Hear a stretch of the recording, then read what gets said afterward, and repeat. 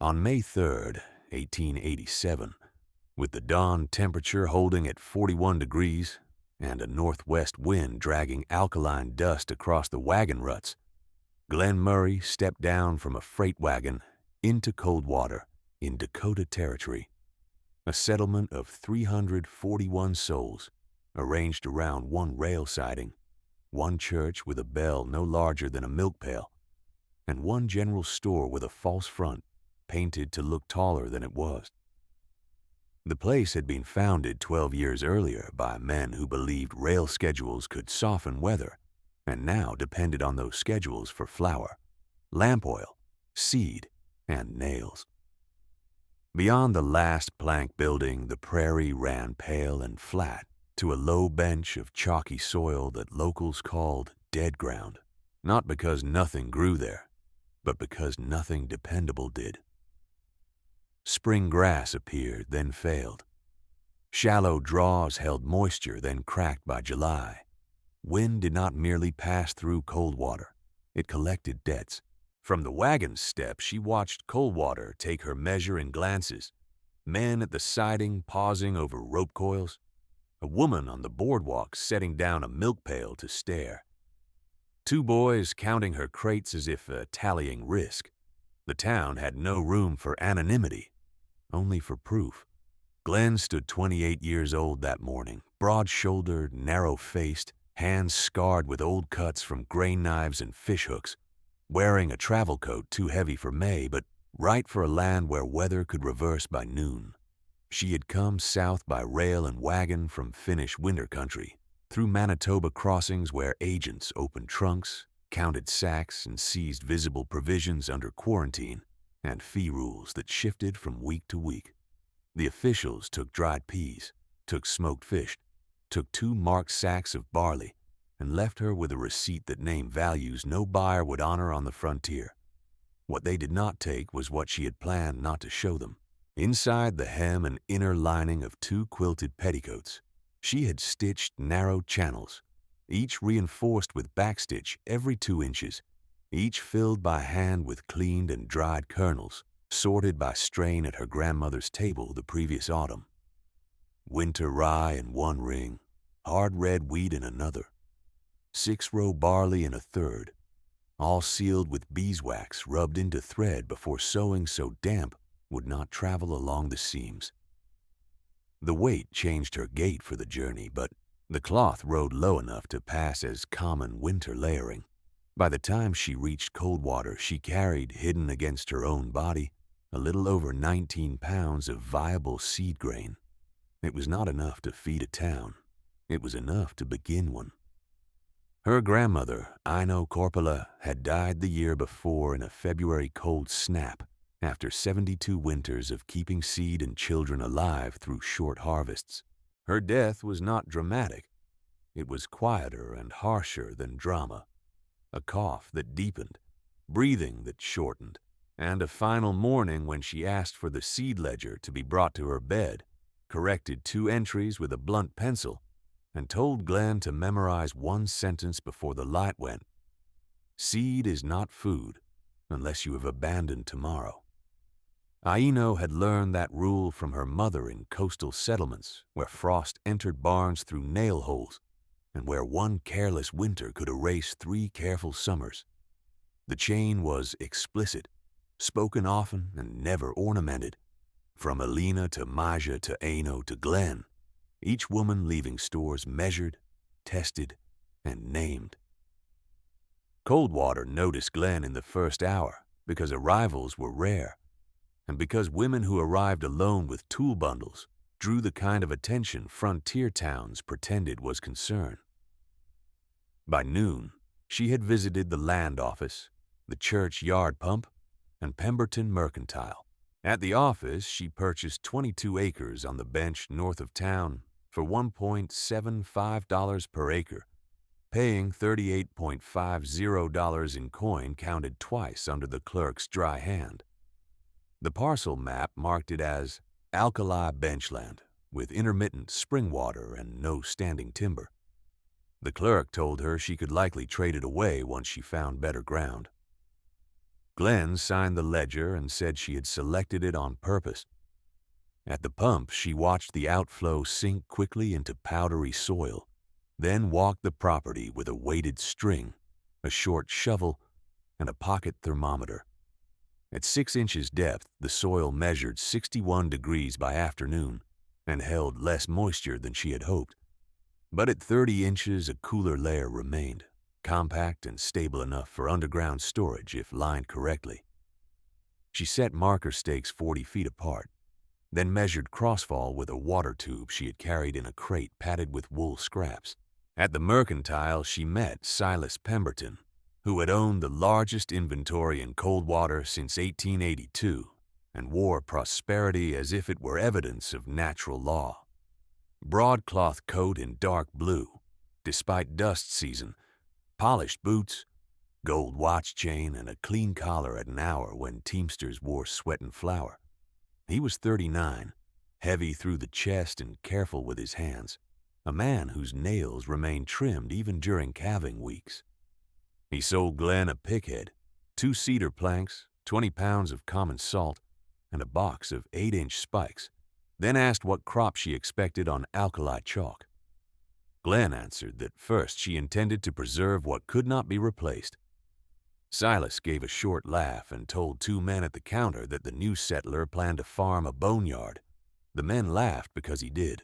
By the 3rd week of May, Glenn had moved into a 1-room board shack on her parcel and begun the work that made her either a fool or a planner, depending on which horizon a person respected. She cut sod where roots ran thick, 16-inch lengths by 4-inch depth, and laid the blocks in low arcs facing prevailing winter winds from the north and west. The curves were not decorative. They were catchments. Snowdrifts, when controlled, became spring water with memory. Between those arcs, she marked narrow future beds where melt would settle instead of scouring away. Her first major structure was a stone-lined root trench, 7 feet deep and 40 feet long, dug by hand in stages so wall collapse would not bury the digger. She started with a 6-foot surface width, narrowing to 4 feet at base for stability. Excavate, brace, line, drain, seal. The sequence came from practice, not invention. She tamped the floor with clay hauled from a lower draw, then added a 2-inch gravel layer for drainage. The sidewalls were set with fieldstone gathered from a dry creek margin, each stone bedded in a lime sand mortar mixed at 1 part lime to 3 parts washed sand, kept damp under burlap during cure. Over the trench, she planned a low roof of cedar poles and packed earth, with a double-door entry offset by 3 feet, so winter gusts would strike one barrier, lose force, and die before reaching stored grain. Vent pipes made from salvaged stove flue were set at opposing ends with downward elbows to discourage driven snow. Her target interior range was 52 to 57 degrees in summer heat and above freezing in winter extremes. She checked readings with a hanging alcohol thermometer every evening. The material costs were modest by frontier standards and punishing by solitary standards. $6.80 for lime, $4.20 for sand haulage, $3.10 for cedar cutoffs, $2.40 for spikes and hinges, $1.75 for 2 second-hand shovels, and $0.60 for lamp wicks. Labor was not priced because it was her own, from first light until lantern hour. On Sundays, she worked half days and mended tools after dusk. Children from town walked out to watch her measure and dig. Teamsters paused on their way to the siding and offered opinions without being asked. One ranch hand told her she should plant beans and trust rain. Another said that deep holes invited waterlogging and sickness. Glenn continued cutting, lifting, setting, and tamping. When a woman from town asked why she worked as if winter stood at her shoulder in May, Glenn rested her shovel and gave the only explanation she offered that month. "Hunger arrives faster on these plains than pride admits," she said. "I prefer to meet it underground, with a lid already in place." In early June, she opened the stitched channels of her petticoat, lining at a scrubbed table, separated each strain and tested germination in damp cloth bundles warmed near the cook stove for 4 days. The rye showed strongest viability. The barley followed. The hard red wheat lagged but held enough life to justify careful multiplication. She did not sow those kernels broadly. She held them in reserve and began planting sheltered trial rows, because seed saved by concealment could still be lost by haste. Outside, wind combed the bench and carried laughter from town when men passed and saw her lowering another stone into ground they called worthless. Glenn neither answered nor looked up. The trench lengthened. The walls rose true. And Coldwater, though it did not yet know it, had begun to borrow its future from a woman it had not learned how to value. The morning after she opened the petticoat channels and checked the first germination trays, Glenn Murray crouched beside her trench with a slate and marked which strains had thrown the strongest white shoots overnight. She moved weak kernels aside for feed, kept the vigorous lots for propagation, and reset damp cloth over the test pans before the sun pushed heat into the bench. Day by day, she repeated that sequence, and as June lengthened, the trench walls cured hard enough to ring under a hammer, while the evening thermometer hanging at Glenn Murray's entry post read 56 degrees inside the cellar, and open ground still held at 87 under a white sky that promised no rain. Coldwater noticed those numbers because Glenn wrote them in chalk on a board facing the wagon track, replacing each line at sunset with date, interior reading, exterior reading, and wind direction, as if she were posting freight arrivals. Teamsters began slowing to read the board. Ranch boys laughed and then returned the next day and read again. Figures had a way of pulling curiosity where argument could not. On July 2nd, 1887, with noon heat at 93 and humidity so low that split rails cracked at their nails, Glenn set a second door in the cellar throat, 3 inches thick, plank over plank with canvas between, hung on strap hinges she had reset twice until the seal closed clean. She caulked the frame with lime putty in tow, then packed earth against the outer jamb to shoulder height. Air moved through the vent pipes exactly as she intended, warm air lifting from one end, cooler draw settling at the other, a quiet exchange that kept grain dry without carrying dust. The system was plain enough to build, difficult enough to require patience, and indifferent to opinion. Her grandmother had taught that indifference was part of survival. Aino Corpola had measured winters by what remained in March, not by what had seemed abundant in October, and she had trained Glenn to count backward from scarcity. If a household needed 80 pounds of grain to bridge spring, then one started with 140, because mice took some, damp took some, and weak seed stole future yield.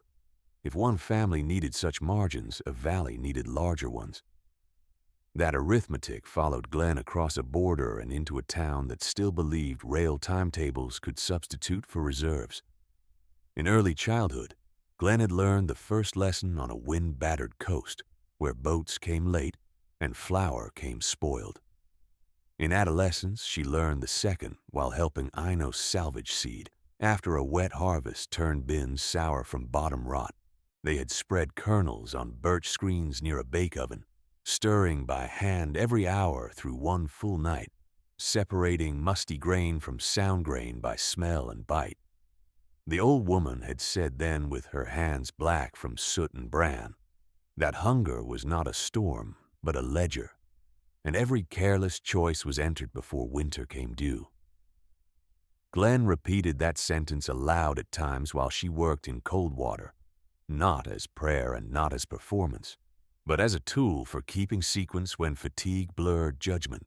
The first week of July passed in heat and a false serenity that made merchants generous in their speech and careless in their stocking. On July 11th, Glenn paid $1.10 per seed sack for 2 small lots of common rye chaff from a farmer who planned to resow only half his acreage. She screened those lots by lantern, removing light kernels and cracked hulls, and kept only the dense grain for propagation. 3 days later, she bartered 2 afternoons of fence mending for willow poles and split lath, then built drying racks over a trench fire where smoke could be directed under, not through, the heads. Her method prized circulation over heat. Grain cured too hot lost life. Grain cured too damp molded in storage.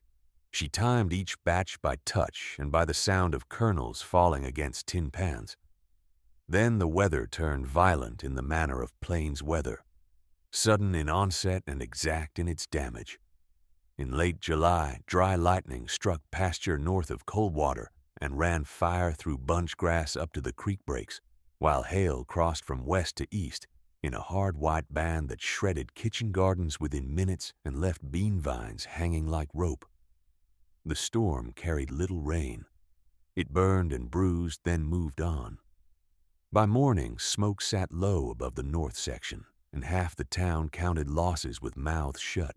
A week after that storm, the rail spur bridge over Willowcut failed under a loaded wagon train, dropping timbers and axle iron into a shallow ravine and closing freight passage without estimate for repair. The telegraph clerk posted the notice on the church door. Deliveries delayed indefinitely pending structural replacement and clearance from district crews. Flour, coffee, lamp oil, nails, seed. All would now come when roads allowed and teams could be spared. In a town of 341 souls, one failed bridge could function as a siege. Silas Pemberton answered the notice with arithmetic of his own. By the next market day, he had repriced seed from $1.10 per sack to $3.40, citing scarcity, wagon hazard, and replacement risk. He stood behind his counter in broadcloth and polished boots, with blue veins showing at his temples from the heat, and announced to waiting customers that caution was useful only when coupled to commerce. Then he nodded toward Glenn, who had entered with a written list folded in her palm, and gave the phrase that would spread across Coldwater before sunset. "Ask the Petticoat granary," he said, loud enough for the room and the boardwalk outside. "She claims hems can feed a county." Some laughed because fear preferred mockery to calculation. Others looked away and paid. Glenn asked for bulk salt, 10 sacks, lime, 6 sacks, oak ash from the stove barrels, all unsifted. And she asked for 30 days of credit against labor or autumn sale. Silas refused each item on credit and refused half in cash by declaring prior claims from established accounts. He said no woman could feed a valley with hemstitch and superstition. His clerk wrote the refusal in the daybook, while 2 ranch hands leaned against flour barrels and repeated Petticoat granary as though naming a traveling show. Glenn returned to the bench before dark and altered the week's work schedule without ceremony. Instead of keeping labor behind her shack and trench line, she moved every major task into open view along the wagon track, where each passersby could see exactly what was being built and how. She set lantern poles at 40-foot intervals and worked into night, cutting furrows on contour with a single mold plow borrowed for 2 days at $0.35 per day, then deepened those cuts by spade to form terraces that would catch drifting snow. The furrows curved like low crescents, each end keyed into sod berms to prevent blowout.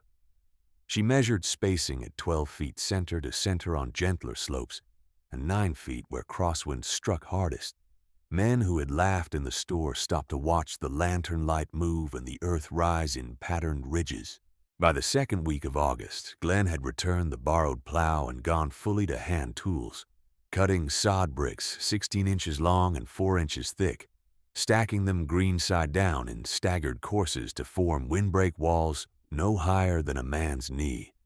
Low walls did not tempt collapse and did not cast long, sterile shade. Their purpose was drag, not fortress. They slowed ground wind, trapped snow, and allowed spring melt to sink instead of run. She set drainage slots every 12 feet and lined the first 2 test beds with straw and ash to blunt alkali crust. Costs remained sparse and exact. $2.15 for additional cedar shelving, $1.30 for 2 lengths of salvaged flue, $0.90 for beeswax, $0.55 for twine, $3.00 for haulage of clay from a lower draw when her own pit ran thin. Inside the cellar, she built cedar shelves in double rows, 18 inches deep, with finger-width gaps for airflow. She laid a packed clay floor renewed each week with thin slurry to seal dust. Vent pipes were reset at opposing corners with downward elbows and wire mesh, one intake low, one exhaust high, until the interior held near 55 degrees on afternoons when outside readings rose above 92. She hung grain heads on willow racks under shade cloth, rotated them by date, and threshed small batches by hand onto canvas sheets. Each cleaned lot went into waxed cloth packets, stitched shut and labeled in graphite with strain, date, and source plot. Rye line 1, July selection. Barley line 2, hail survivor. Hard red wheat, border stock, limited. The labels mattered as much as the kernels. Memory failed under stress. Writing did not. Silas widened his campaign as supplies tightened. He told miners at the assay yard that buying from Glenn would mark a man as a beggar. He told ranch hands that anyone taking seed advice from the Petticoat granary might as well yoke hope to a crow. At the church steps, he asked aloud whether Coldwater had become a place where women buried food in the ground and called it prudence. The phrase spread until boys used it as a taunt, and tired men used it as shorthand for labor they did not wish to undertake. Glenn answered none of it. When spoken to directly, she gave measurements. When asked what she was doing, she named sequence: dry, sort, seal, store, dig, line, vent, test. On August the 28th, she began burying reserve sacks in clay crocks beneath marker stones set flush with ground, each site mapped by pace count from her door and by bearing to 2 fixed posts. She used mixed fill over each crock, topsoil above alkali, then scattered loose gravel to break the outline. Hidden storage was not distrust. It was redundancy. 3 days passed with south wind and brittle heat, and then signs began to arrive that only attentive hands treated as evidence. Geese cut south in narrow formations nearly 3 weeks earlier than local custom. Beaver dams along the upper creek stood unnaturally high for late summer, fresh mud packed thick against current. Night insects thinned abruptly. Glenn doubled the cellar inventory target and reduced household use to maintenance rations. She also shifted 1/3 of the best rye to deep reserve and sealed it with extra waxed stitching. On September 19th, first frost came sharp and uninvited, silvering low grass before dawn and blackening unprotected bean leaves by sunrise. The official reading at the church post showed 29 degrees. Men at the store called it an outlier. Women lifted laundry from lines and looked north. At dusk, Glenn drove the last marker stone for that week, then stood with her shovel braced and watched the temperature sink while the bench held silence. The town still used Petticoat granary as mockery. The bench had started turning it into description. The next morning, she reset her chalkboard, wrote September 20th, 1887, and added 4 new columns beneath temperature and wind: moisture depth at 6 inches, moisture depth at 18, bin count, and tested viability. She took readings at dawn and dusk, entered them with carpenter precision, and let the board stand where the wagon track narrowed so every driver slowing for ruts would read it whether he wished to or not. Figures replaced rumor. They also unsettled men who preferred to call uncertainty bad luck. She widened the project in concentric order, beginning at the cellar and pressing outward. The trench received a second interior partition of cedar slats and lime-washed lath, creating 3 compartments with separate airflow so damp in one section would not spoil all stores. She installed rat guards by cutting thin tin collars from discarded kerosene cans.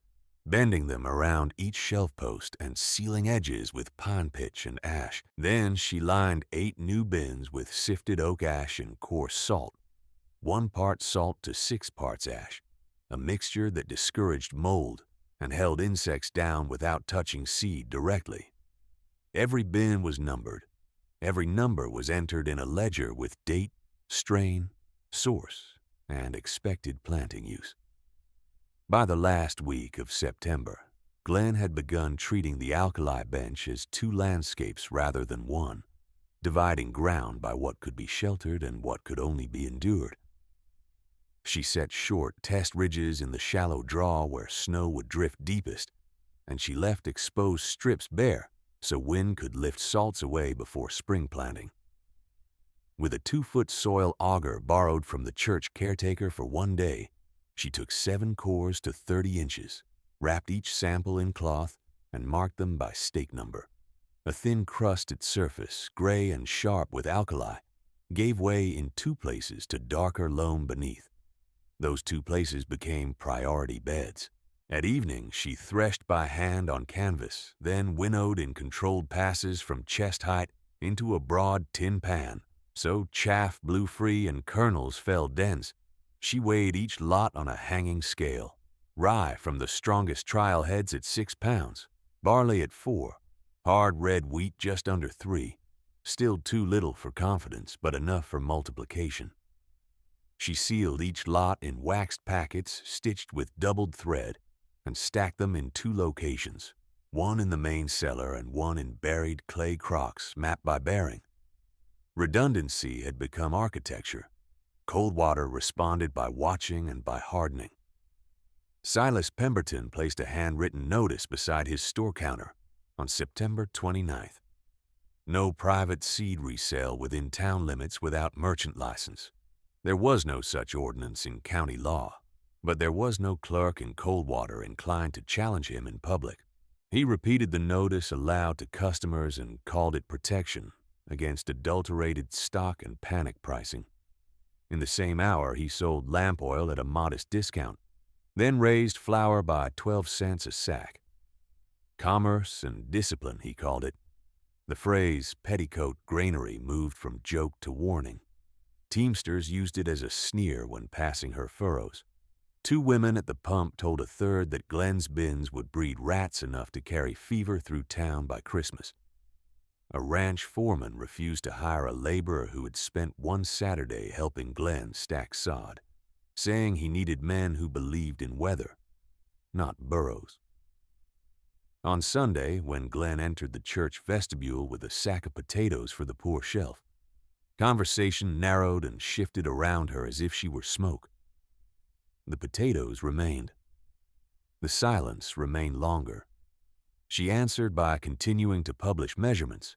On October 1st, she added cellar relative dampness, calculated by wet cloth and dry bulb readings from 2 matched thermometers she had purchased years earlier in Winnipeg and protected through travel in a padded flour tin. Her numbers showed what her walls were doing. Outside afternoons still reached 74 in a brief thaw, while cellar air held steady between 53 and 56 with low variation. She invited any householder to inspect the venting, bin lining, and shelf spacing. 3 boys came. No adults did. When spoken to directly, she spoke in methods, never in grievance. A butcher asked whether she expected to outlast all of Coldwater with stitched hems and ditch walls. Glenn took a bundle of willow rods from her shoulder and answered, "Let them talk. Words do not keep seed dry in January." She continued walking. The butcher repeated the sentence as mockery that afternoon. By evening, 2 farm wives had copied it into household account books beside lists for soap and tallow. Work widened again. She set a seed-cleaning bench under a lean-to on the south side of her shack, built from 3 upright poles and a roof of salvaged canvas weighted with stones. There she installed sieves of grated mesh, coarse wire for stems, medium for cracked hulls, fine cloth for dust. She passed each lot through all 3, then tested density and brine at 1 ounce salt per quart. Floaters were feed. Sinkers were planting stock. The method cost almost nothing and recovered vigor that mixed sacks would lose. Silas responded with organized pressure. On October 3rd, he offered 5% credit to any household that signed a seasonal supply pledge at his counter, payable from spring hides, wool, or labor. The pledge included one clause in small script. Seed purchases must be made exclusively through Pemberton Mercantile, unless written exemption was granted. 31 heads of households signed within 2 days. Most did so because winter debt already stood over them, and exclusive buying seemed less dangerous than offending the only man with shelves. By then, the population remained 341 souls, yet choices had narrowed to one storefront and one bench outside town. The town's school board, urged by Silas and 2 ranch owners, also denied Glenn the use of the old smokehouse near the church for additional dry storage, citing concern over fire and liability. The structure sat empty, its chimney cracked and door hanging loose, but the vote was unanimous. Glenn nodded, asked for a written copy of the denial, and tied it into her ledger with twine. That evening, she expanded storage at home by digging a second trench 22 feet long and 6 feet deep for root vegetables and emergency feed, lining the base with straw, then tamped clay over split plank side braces until the walls held like fired brick. 3 days later, she made the first communal map on butcher paper, placing family names by available draft teams, intact plows, and likely labor capacity after first snow. She did not circulate it. She folded it into the ledger and marked it for later use, because planning for cooperation was easier when done before panic-set terms. She also set aside one shelf for ration issue, separate from planting stock, and began filling it with measured jars of cracked rye, lentils purchased earlier by weight, and dried squash ribbons cut to equal lengths for predictable cooking time. Warning signs multiplied in forms the bench had shown before, and the town preferred to treat as coincidence. On October 5th, geese that had already gone south sent a second wave in tight, low bands, flying against a high pale moon as if pressed by weather behind them. On October 6th, muskrat houses along the creek appeared newly mounded with mud above ordinary autumn height. On October the 7th, ranch dogs dug sleeping hollows on the lee side of barns before noon, though the day was warm enough for shirt sleeves. Each sign alone could be dismissed. Together they formed a pattern older than barometers. Glenn answered the pattern with speed and arithmetic. She increased drying shifts to 14 hours, rotating racks every 90 minutes and sleeping in 2 short intervals beside the stove. She moved half the barley from shelf storage to buried crocks to guard against single-point spoilage.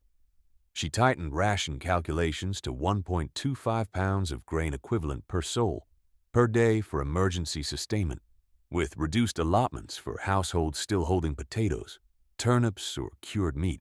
She marked each jar by chalk line at quarter intervals so even untrained hands could measure without guesswork in low light. Cold water answered with expenditure that belonged to easier climates. The deceptive warmth held through the first week of October, and many households used remaining coin on coffee, lamp chimneys, card wool, and a few bolts of calico that had finally arrived on a delayed wagon. Men stood in shirt sleeves outside the mercantile at noon and said winter had missed them this year. Silas leaned in his doorway, broadcloth coat open, and told customers the panic season had passed. He lowered coffee by 4 cents and sold out by dusk. On October 9th, Glenn visited 5 homes at the edge of town, where widows and older laborers lived with little fuel. She offered sealed jars at no charge and asked only that each household keep 1 shovel by the door, 1 rope coiled dry, and 1 bucket of kindling under cover. 2 accepted with quiet thanks. 3 refused, saying acceptance would mark them as clients of the Petticoat granary and close their credit with Silas. Glenn left each porch with the same measured nod and no argument. By mid-October, the nights sharpened again. Frost returned in successive bands, first silver, then white, then thick enough to hold at noon in shadow. Glenn walked fence lines before dawn and read tracks the way others read invoices. Jackrabbits moving lower toward brush, cattle bunching tight against north rails, coyotes cutting east earlier than usual. She checked her vent pipes twice daily for ice and added removable wool baffles she could tie in place when winds reversed. She moved her ledger, communal map, and seed records into an oilskin packet kept in a tin box at Cellar Center, protected from fire, damp, and haste. On October 18th, a telegraph message posted at the church door confirmed what practical men had already begun to suspect, and optimistic men still tried to outrun. Rail deliveries would not resume before January at the earliest, pending bridge timber, crew availability, and weather windows. The note carried no promise beyond that month. It carried no guarantee that January roads would hold. Souls read it, folded their arms, and walked away discussing odds. Glenn read it once, copied the wording into her ledger, and returned to work before sunset. At dusk, she reset the chalkboard again. Date, wind, interior and exterior temperature, bin count, viability, and one new line beneath all others, reserved for communal ration. 1/3 held. She drove the chalk into the grain of the wood until each word stood bright. Behind her, the bench lay in ordered ridges and low sod crescents, prepared not for praise but for weather. Ahead of her, Coldwater still spoke the name Petticoat Granary, as if it could reduce what she had built. The name no longer reduced anything. Coldwater kept speaking the name as darkness settled. But by the end of October, the wind began answering in a harsher language than any merchant could control. On October 24th, a north gust measured 38 miles per hour by the church vane and tore 2 loose shingles from the school roof before dawn. Glenn replaced the chalk on her board with tighter intervals, recording readings every 6 hours instead of twice daily, and moved her packed grain jars from upper shelves to lower racks where vibration and sudden drafts could not tip them. She tied each cellar door latch with doubled rawhide, checked vent elbows for ice bloom, and stacked shovel heads just inside the inner threshold so tools remained above freezing. Practical work narrowed to sequence and timing. By the first week of November, the nights fell below 10 degrees 3 times in 6 days, then rose again into a deceptive softness that sent men back to open coat fronts at noon. Silas Pemberton used that thaw to protect his standing in town.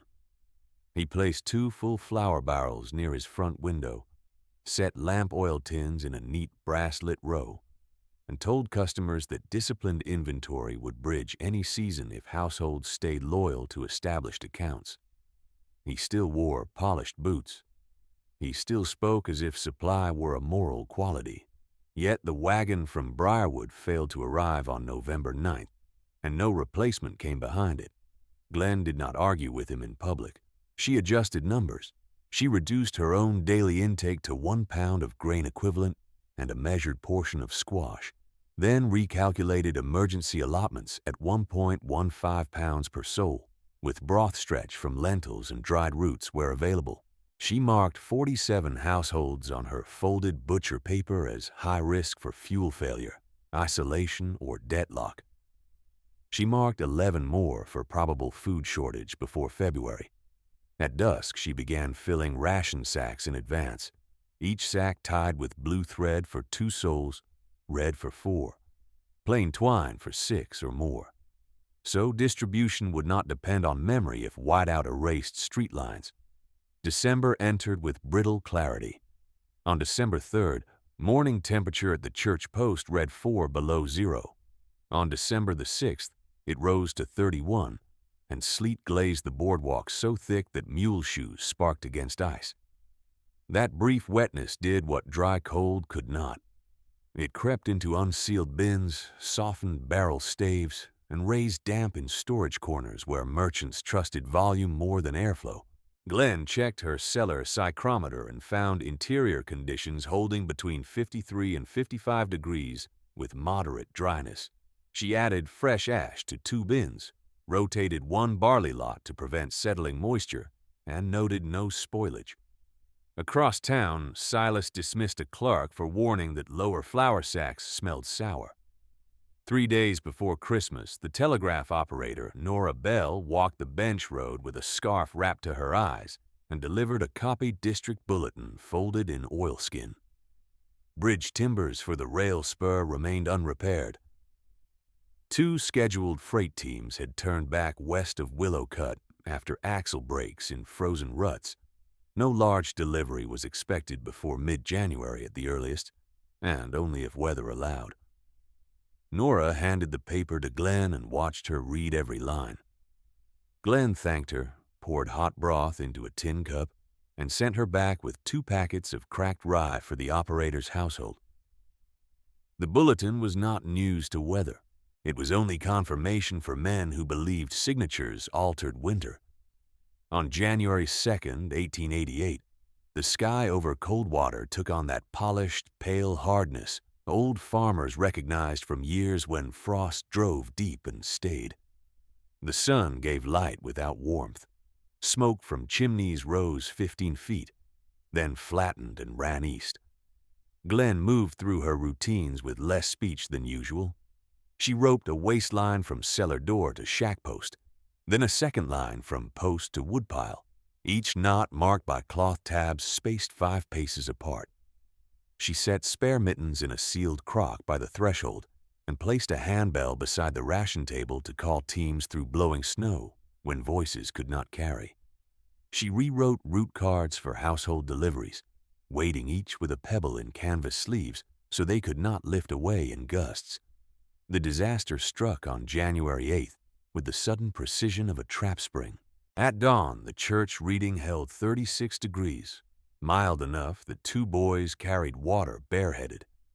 By noon, the wind swung hard north, then northwest, and by full dark temperature had fallen to 27 below zero, with gusts that drove snow sideways like thrown lime.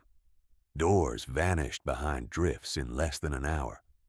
Fences became white ridges and then disappeared. The storm did not move through. It settled over Coldwater and fed on every opening.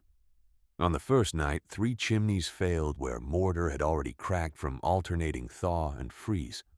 On the second morning, stock pens collapsed under uneven drift load, and men digging toward trapped animals lost orientation 10 steps from their own barns.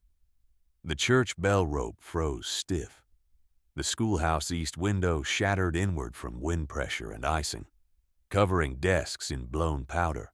At Pemberton Mercantile, frost feathered across the inside of the glass, then thickened until both front windows turned black-white and opaque.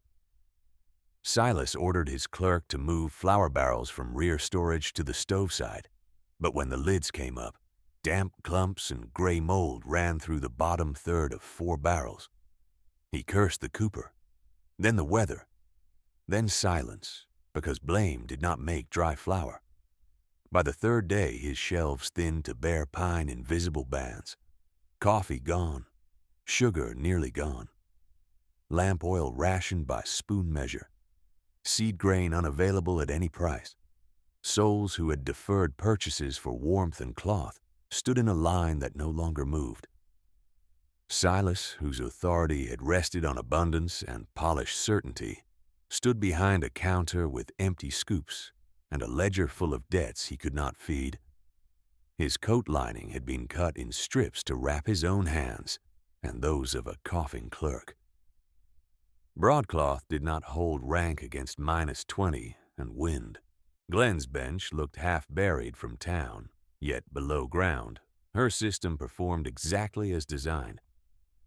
Interior temperature stayed between 51 and 54 degrees.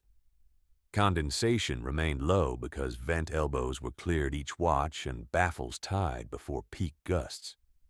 Grain jars stayed dry. Squash strips rehydrated in steady time. lentils softened in 2 hours with pre-warmed water. She lit one lantern low, conserved tallow, and opened the inner door only in short intervals to preserve thermal mass in the packed earth and stone. The walls held. Human cost rose faster than any ledger could track. On January 10th, Tomas Ortega tied a bundle of kindling across his back with harness rope and left his barn at first light to reach his house firebox 40 yards away after a night spent protecting 2 calving cows from drift suffocation. Wind erased his tracks before neighbors could follow. They found him later that morning against a half-buried fence post, one mitten gone, kindling still secured and dry. The rope knot had held. His breath had not. Glenn helped prepare his body for burial storage in the lee shed until ground thaw, wrapping him in a canvas sheet stitched closed against blowing ice. No one spoke while she worked. 2 days later, schoolteacher Elsie Ward set out from the parsonage with a hand sled of blankets and broth jars for 3 elderly residents along the lower lane. She reached 2 homes and returned one older widow to safer shelter, then turned back into worsening whiteout for the 3rd stop when daylight had already begun to fail behind cloud. A ranch hand found her near the church hitch rail on one knee, with one hand still gripping the sled rope, face turned down against the drift, blankets lashed under her arm to keep them from blowing free. The jars had not broken. They were still warm at the center. She died within sight of the bell she had rung every Sunday for 6 years when the sexton traveled. The 3rd death came in the Hale house on the south edge, where Martha Hale, 52 years old, and known for taking in boarders through lambing season, lost her chimney to a wind fracture after midnight on January 13th. Brick and soot blocked the hearth and filled the room with bitter smoke that forced windows open into lethal cold. Neighbors reached the house at dawn with a borrowed shovel and found the main room iced over and fuel-soaked by blown snow. Martha had wrapped 2 boarders in quilts and moved them to the storage alcove where air stayed clearer. Both survived. Infant Ruth Hale did not survive the night. When word reached the bench, Glenn added one more black mark beside the Hale name on her route card and shifted that household into immediate ration priority for the living. Between those losses, desperation stripped Coldwater of old pride by degrees. Men who had mocked underground storage now dug frantic trenches beside their porches with numb hands and green lumber that split under nails. Families burned chair legs, fence pickets, and account books for heat. 2 ranchers slaughtered breeding stock early because feed sheds were unreachable under drift walls. The town had entered a plain arithmetic: cold, hunger, fuel, time. Glenn had prepared for arithmetic, not for sentiment, and so her work became more visible with each hour. She opened the outer cellar door at fixed intervals, loaded sacks by pre-marked weight, and closed it again before warmth could spill. She kept one notebook page clipped near the entrance with names, allotments, and return obligations left blank for later, because survival came before signatures. By the morning of January the 13th, the 5th day below 20 below zero, the line between authority and need had vanished. Silas Pemberton crossed it first in full view of the town. He came up the bench road bent against gusts, coat torn at the hem, gloves mismatched, cheeks raw from windburn where his scarf had frozen and cracked. His clerk, Jonah Pike, followed 10 paces behind, pulling an empty handcart that skidded sideways in drift grooves. Silas stopped at Glenn's door rope and waited until she unlatched the outer barrier. He removed his hat, whose snow drove into his hair. "I called your work foolish," he said, voice rough and short from cold. "I called you Petticoat granary to make others laugh. My shelves are bare. I have 47 households with no dependable meal left. If there is labor to trade, assign it. If there is hauling to do, I will haul." Glenn looked at him for a measured moment, then stepped aside so both men could enter the workspace out of direct wind. She did not answer his confession with comfort and did not repeat his words back to wound him. She pointed to the stacked sacks, the marked root cards, and the hanging scale. "Take off wet gloves," she said. "Warm your hands at the stove for 3 minutes, no longer. Then weigh by card, not by guess. Blue thread first, red thread second. Large households last only if they still hold potatoes. Jonah takes Lower Lane. You take Church Row and the Ortega place. Return every empty sack. We move again at dusk." Silas nodded once. Jonah nodded twice and swallowed hard. Glenn set them to work without condition. And when the first cart rolled down from the bench, loaded with rye, lentils, and cured squash for homes that had mocked her through autumn, the town watched service take the shape that pride had refused to imagine. By lantern light and drifting snow, that shape became a system. Glenn stood at the hanging scale with her ledger open under a tin shade, called weights in half-pound increments, and sent loaded carts down rope-marked routes that she had drafted in October when roads were still visible. Silas hauled Church Row and the Ortega place as ordered. Jonah Pike took Lower Lane and the south edge where chimneys had failed. At each return, Glenn inspected empty sacks for damp, brushed off ice, and refilled by card color rather than by pleading voice. The method held because it was indifferent. Blue thread first, red thread second. Plain twine after. Souls with reserve stores received less. Souls with none received enough for 2 meals and 1 seed ration locked in cloth. On January the 14th, with noon temperature still at 23 below zero, she opened the outer shed for 2-hour warming shifts, 8 souls at a time, and posted stove rules in charcoal on a board. Mittens dry on line, boots off near door, no wet wool against grain sacks. No one sleeps by flame. Those who came for food left with tasks. She showed them how to brace door seams with rolled cloth and ash paste, how to hang kettles low to save fuel, how to set a 3-stone hearth if a chimney cracked, and how to keep a life rope tied from threshold to woodpile so a whiteout could not erase 10 feet of ground. She taught with hands, not speeches. Men twice her age copied knot spacing from her posts. Women who had avoided the bench in autumn now measured lentils against her marked jars and repeated the ratios aloud until they held. By the 6th storm day, expensive plans had failed in plain sight, while modest preparation widened into public infrastructure.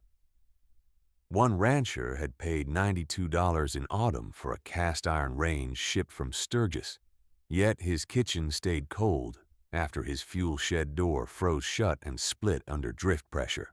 Glenn's cook stove was patched with wire and clay and cost less than $14 used, but it ran without pause because fuel was stacked dry by sequence and cut to fit draft. Silas had carried inventory valued at more than $2,000 in November, yet damp and poor airflow ruined a share of his flour, and his shelves stood bare by the 3rd day. Glenn's cellar, built for under $20 in purchased materials and long labor, kept grain viable, dry, and measured. Wealth had bought volume. Discipline had bought time. 3 days passed in that rhythm before the wind began to weaken. On January the 17th, 1888, just after dawn, gusts fell below 20 miles per hour, and the sky opened in narrow gray bands over the bench. Cold remained severe at 14 below, but visibility returned to 200 yards by noon, and wagon tongues emerged from drifts like bones from chalk. Glenn did not declare relief. She shifted phases. Ration line first, labor line second. She posted route times outside her door, then posted work assignments at the church wall once Silas and Jonah had shoveled access through shoulder-high drifts. Households receiving grain would report 1 worker for communal clearing, 1 worker for terrace cutting in spring, or equivalent service by tool repair. hauling, or child instruction, if labor strength was limited. The debt was not to her person. It was to the seed pool. The reckoning did not arrive as one theatrical apology.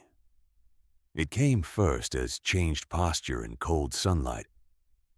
Men who had laughed at her furrows took shovels to her marked lines and cleared drift from terrace crowns, so meltwater would settle where planned.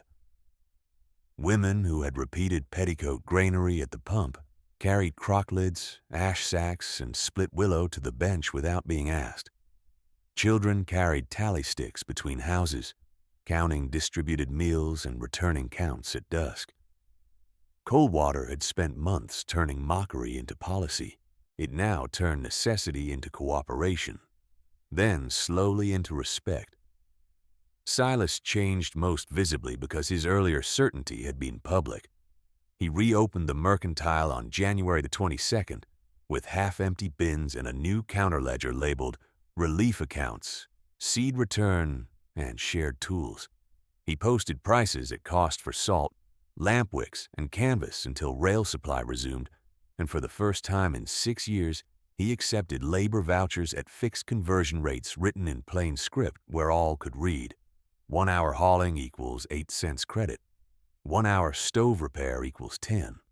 1 day drift clearing equals 60. He also carried his own shame in practical form. Each morning before opening, he reported to Glenn for 2 hours, hauled grain or wood, and took instructions without argument. No one missed the reversal. In the first week of February, when daytime highs rose above zero and travel between homes no longer required rope lines, small reckonings reached Glenn's door one by one. Martha Hale came first, face hollow from loss, and set 2 quilt squares and a tin spoon on Glenn's table as payment she could spare. She said she had refused October jars to preserve store credit and had repeated the town's sneer to protect her standing. She said infant Ruth died in a house that had valued reputation over preparation. Glenn listened, accepted the spoon for communal use, and assigned Martha to seed sorting so grieving hands had measured work. 2 days later, the butcher who had mocked Burroughs brought a sharpened draw knife and repaired Glenn's splitting bench in silence before he spoke. He admitted he had treated weather signs as old tales because laughter was cheaper than labor. Glenn gave him 3 route cards and put him on door seal instruction for older households. Action became apology. By late February, a formal gathering had become unavoidable because private admissions had outgrown porches and work crews. Reverend Abel Finch called a town meeting for March 3rd, 1888 in the church, with 287 souls present by count, others kept away by sickness or distance. The room smelled of wet wool, lamp smoke, and thawing leather. Glenn sat on the side bench near the stove, ledger on her lap, not at the pulpit. Silas stood first, broadcloth replaced by patched coat and plain gloves, and spoke for longer than any had heard him speak without selling.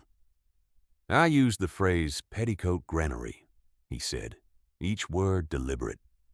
I used it to diminish labor that I did not understand and to keep trade under my roof. I raised seed from $1.10 to $3.40 when freight failed. I told this town that caution was fear. Then my barrels spoiled, my shelves emptied, and 47 households faced hunger, while grain remained dry in the cellar I mocked. I was wrong in judgment, wrong in policy, and wrong in speech. I asked no easy absolution. I asked to remain under instruction until my work measures against the harm. No one disputed him. Jonah Pike stood after and confirmed the spoilage records, naming 4 ruined flour barrels and 2 damp seed lots, and said he had watched Glenn's methods preserve what money had not. Nora Bell stood next, telegraph copies in hand, and said warnings had existed, dates had existed, and only one household had built as if those dates mattered. Then ranch foreman Caleb Dunn, who had refused work to a laborer for helping Glenn in autumn, acknowledged that pride had cost his outfit 12 breeding head and nearly cost 2 hired men in the drifts. He said he had taught younger hands to mock what they should have learned. When it was her turn, Glenn remained seated for a moment, then rose with her ledger still in hand. Her voice carried because the room had gone still. My grandmother, Ino Corpola, taught me that seed is a promise carried through bad years, she said. She received that sentence from her mother, and I received it with instructions, not with sentiment. I did not build the cellar to prove anyone small. I built it because weather does not wait for agreement. 3 named souls are dead in this town this winter. Tomas Ortega, Elsie Ward, Ruth Hale. We will not honor them by speaking as if this was a quarrel of words. It was a failure of preparation, distribution, and humility before the land. She opened the ledger and held it where the front rows could see columns of names, weights, and return marks. Do not ask whether I forgive quickly, she continued. That would make this gathering about my feelings and not about your duties. I will teach anyone willing to work. Storage, venting, seed selection, wind shelter, ration accounting. In return, each household that takes spring seed returns double after harvest until the communal reserve reaches 3 full winters. This is not charity and not punishment. It is survival with memory. If you agree, sign by your family name and tool mark. If you do not agree, keep your pride and feed it yourselves when the next rail fails. The register filled before sunset. Signatures, marks, and witness lines ran across 12 pages. Silas signed first and pledged his rear lot for public bin construction. Martha Hale signed and pledged quilting labor for seed sacks. Caleb Dunn signed for 4 teams and 6 laborers during terrace cutting. By the second week of March, teaching had begun in practical sessions at the bench. 2 hours on soil shelter, 2 on drying and bin lining, 1 on ledger standards. Glenn required repetition. Each trainee had to demonstrate vent angle, moisture check, and ratio mixing without prompting. Precision became communal language. Spring thaw reached cold water in uneven pulses. On April 9th, upper drifts collapsed into channels, and Glenn led the first labor line to open terrace cuts before runoff scattered. She assigned crews by capacity mapped months earlier. Stronger teams on sod lifting, careful hands on seed lots, older workers on tally and tool maintenance. Seed issue followed strict measure by household size and field readiness, with return terms copied in duplicate and witnessed by Nora Bell and Reverend Finch. No seed left the bench unrecorded. No record stood without a second hand.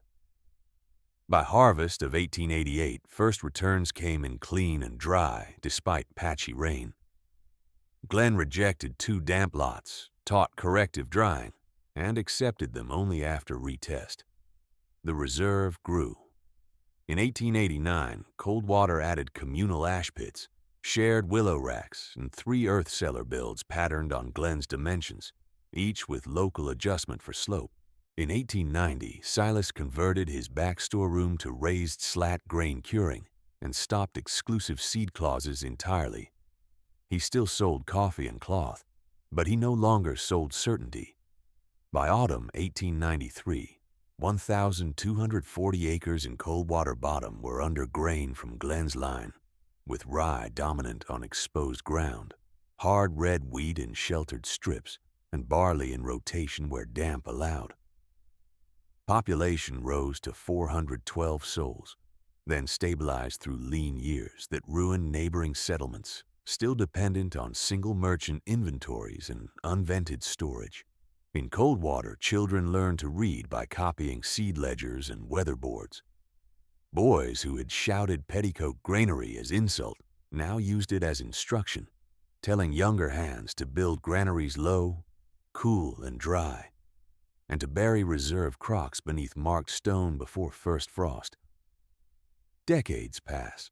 The stone cellar on Glenn's original 22 acres still stands, earth roof renewed, vent elbows replaced in tin and later in cast pipe, cedar shelves repaired and repaired again. The bench no longer looks worthless in April. Terrace crescents catch melt in silver bands, and grain rises where wind once stripped to chalk. The church keeps a copy of the 3rd March Register in an oilskin sleeve. The mercantile, under different ownership, keeps the old relief accounts ledger framed near the counter as warning and guide. Cold Water still calls wind-sheltered terrace farming, building it the Murray way. The phrase carries no mockery now. It names a method, a duty, and a memory of the winter when polished abundance failed and stitched seed endured. Glen Murray is remembered not because she won an argument, but because she turned foresight into bread, grief into instruction, and a town of 341 souls into a valley that learned to carry tomorrow on purpose. The week after that phrase settled into common speech as duty rather than praise, Glen carried her oilskin packet to the church table and opened every page in public view. On October the 14th, 1893, with a hard wind at 20 miles per hour and 412 souls entered on the parish count, she laid out the original route cards from January 1888, the seed issue ledgers, the telegraph bulletin from Nora Bell warning of delayed freight, and the school board denial that had once barred her from the old smokehouse. Nothing stayed symbolic. Everything was entered, weighed, and resolved. Silas Pemberton stood beside her with a brass scale borrowed from his own counter and read names in steady order. Households that had signed for spring seed returned double by weight, then an added 10th for communal reserve maintenance. Dunn Outfit returned 24 sacks of rye and 8 of barley, dry and clean. Martha Hale returned 12 sacks and 2 stitched seed aprons made from quilt remnants, each pocket sized to hold 1 measured lot for sorting classes. Jonah Pike recorded moisture tests at the table, using the same wet cloth and dry bulb method that Glen had posted years before on her chalkboard. When 1 lot from the lower lane tested damp, Glen did not shame the carrier. She handed the sack back and said, "Dry it on willow racks by dusk. Turn every hour and return tomorrow. Seed is patient only once." By sunset, the church floor held stacked returns by category: planting stock, ration reserve, emergency burial stock, and training stock for beginners who had not yet learned to sort by density. Glen called for the marker stone crews, and 12 laborers followed her to the bench with lanterns. They opened each buried crock site in the order she had mapped in 1887, checked seals, tested grain, and either reburied with fresh waxed cloth or moved viable stores into the communal cellar annex. Not 1 crock was abandoned without notation. Not 1 location remained a rumor. The old hidden caches had done their work. They became line items in a shared system. 3 days later, Nora Bell received a district wire confirming that the Willow Cut Bridge had finally been rebuilt in reinforced timber and iron strap, freight scheduled to resume before month's end. She carried the notice to Glen and Silas while they were resetting cedar slats in the former smokehouse, which the town council had voted to transfer for communal drying and instruction. Nora set the new telegraph beside the old October 18th warning, and Glen pinned both under 1 strip of lath. "Keep them together," she said for all who were present. "One says delay, one says repair. Neither says you may stop preparing." That winter tested the lesson without breaking it. On January 7th, 1896, another north swing drove temperatures to 19 below for 4 nights, and rail wagons stalled west again. No one waited at a merchant door for salvation. Blue and red ration threads appeared at dawn from trained hands. The old life ropes were strung between threshold and woodpile before noon in every high-risk household on Glen's map.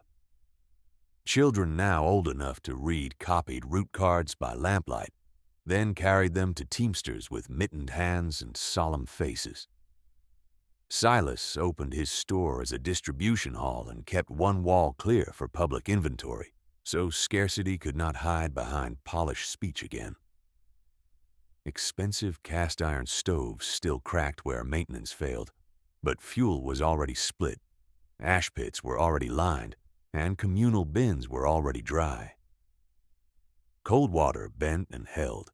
In March of that same year, Reverend Abel Finch called another gathering, smaller and quieter than the one after the great storm.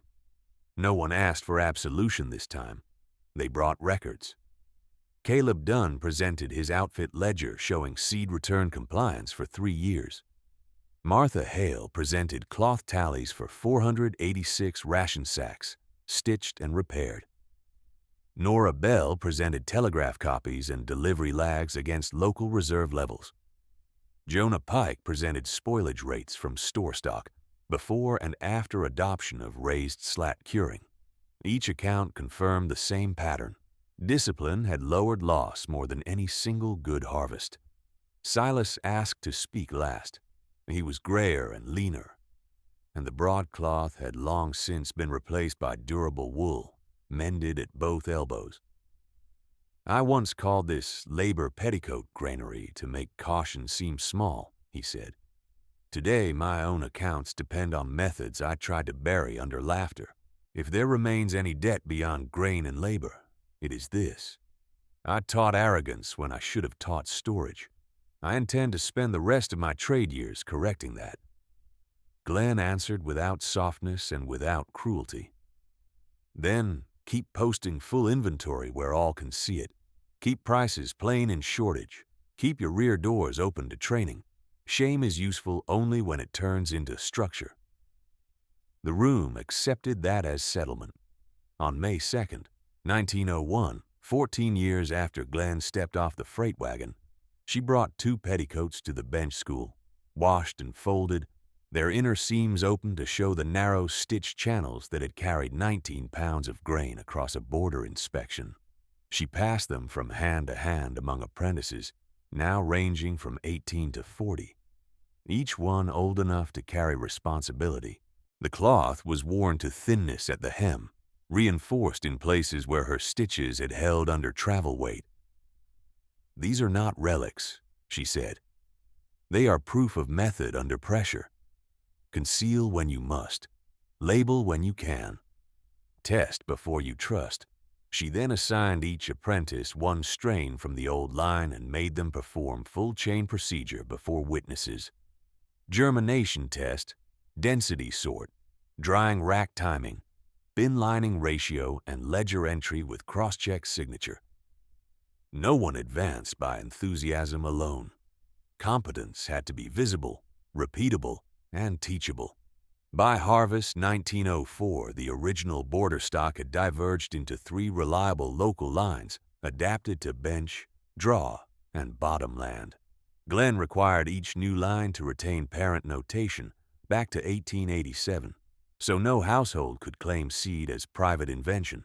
The communal ledger now filled 2 trunks, and copies sat in church, mercantile, and schoolhouse.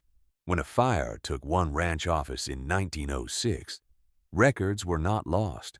Redundancy had moved from cellar walls into civic habit.